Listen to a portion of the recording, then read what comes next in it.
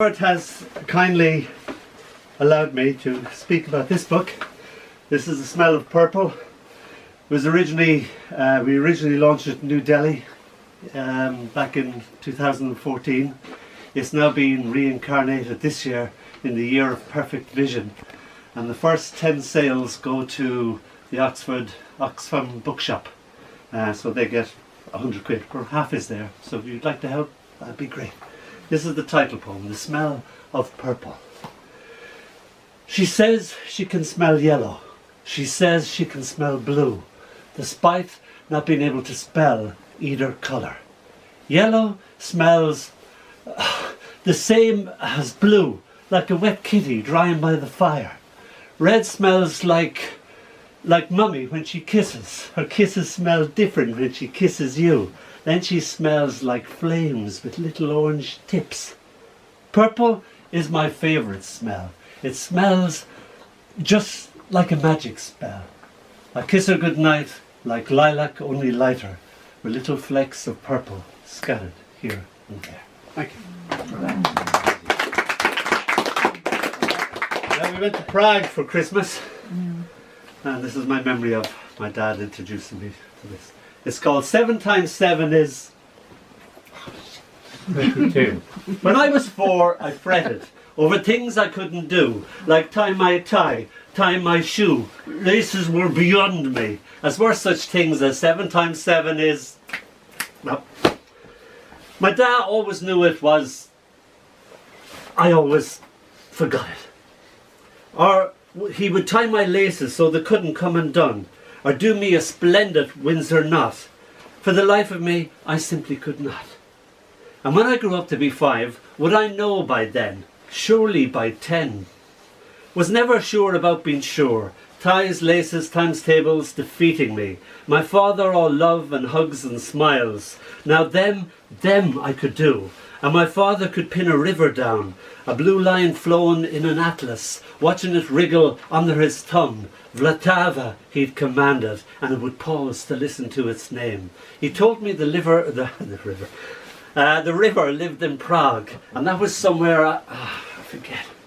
And here I am, almost 64, gazing at the Vltava in person, know it for what it is, and all its swans, all its swans. I even know where Prague is now. I stand in its December. My Father who art in heaven, I pray to you as I would do when I was 2, you better than any God I could ever imagine. So here I be in Praha, watching the waters of the Vltava, repeating a Czech tongue twister, laughing at its absence of vowels. Prid krit skriz drin, se priv slit hist zern. What a howl. Still have trouble with those damned laces. My wife laughs as they come undone. And, come undone. Damn them. Damn them. Can only make a bad a Windsor knot. Get by not wearing a tie. Hugs and loves and smiles. I know them by heart. I hug you in my mind's eye. Know now that 7 times 7 is and always will be. What you say? 32. What does the Czech... 49. Oh, don't ask me what the Czech thing means. What's the Czech thing mean? Means... I missed that. Sorry, I'll read that again. Oh no, what? It means a mole farted through grass, having swallowed a handful of grain. I told you not to ask. They give it in all the books. So try saying this. I love Emily Dickinson. I've had a long love affair with Emily Dickinson. It was that kind of day when it was a double maths class, a double science class, and last class was English. And Murty Ryan, our lovely English teacher, was fed up, as we were too. And I always remember his voice saying, turn to page 87, oh, I hate teaching this woman, I can't understand her. And I looked down, and Emily Dickinson looked up at me, and I was in love. So this is Love Song for Emily Dickinson. You handed me your eyes so that I could see as you saw. I looking in wonder, seeing you sew the world together in quick little stitches, a perfect embroidery of knowing, drawing the thread true and true, until nimble as a needle, I knew as you knew. Oh Emily, I was always in love with the beauty of your eyes, and how they saw and said the world. The quick dashes of your mind like braille to my blindness, the Morse code of your thought, leading me through the labyrinth of you, bound in a nutshell, until I arrived at the beauty of your eyes, and you handed me your seeing, and I saw. Thank you. A friend had ridden over 50 miles to Emily, and Emily, as of course, refused to come down the stairs. So he was infuriated by this, and he stepped out the ladder and he said, "Emily Dickinson, you come down here, you damn rascal!" And she wrote to him later in the letter, said, "Oh, damn rascal, I've cleaned up your adjective." So that inspired me to write this. It's called A Poet's Work. Oh yes, my mother used to always say, "Oh my God, is that the time that a child in the house washed?" So God takes it from that too. A poet's work. "Oh my God, is that the time? 12 o'clock and not a poem in the house written. Quick, wash those adjectives. Quick, feed those verbs. Feed those nouns. Have you adverbs gone back to bed? Come on, smile like a simile. No, don't wear the same metaphors you wore yesterday." And so with a little playful smack on his BTM, the poem is sent out into the world. See ya. Be good. Poet's work is never done. This is called Miss Dickinson, I presume. After I've been introduced to her, I sit and stare into the night. The night gazes back. Tears fall upon her words, magnifying the grief I own.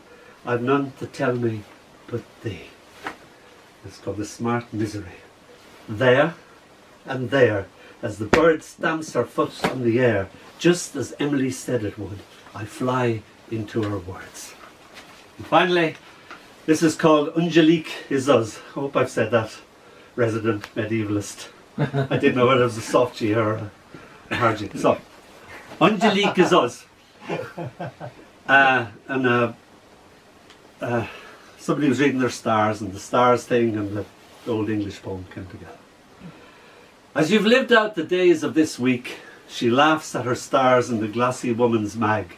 She on the cusp of cancer with cancer. Death's cruel sense of humour. The cancer bites her soul in two, pain gnawing at her every thought. Remembering her husband dying of the same almost half a century ago, that seems only seconds, time having a laugh. Breathing his last words into her ear, she could hardly hear. She hadn't a clue what he said. Sounded like angels are us. Odd as Harold was never a religious man. Now living out the days of this week, there won't be many more, she quips. Finally she discovers through a poetry-loving friend that Harold more than likely said, Angelique is us. Angelique is us. Not being a poetry buff for herself. We are apart, he translates. She doesn't make it past Friday. Dear heart, she tells the long dead Harold, it is no longer different for us. She closes her eyes. We are no longer apart. Angelique is us. Thank you. Sure, Richard.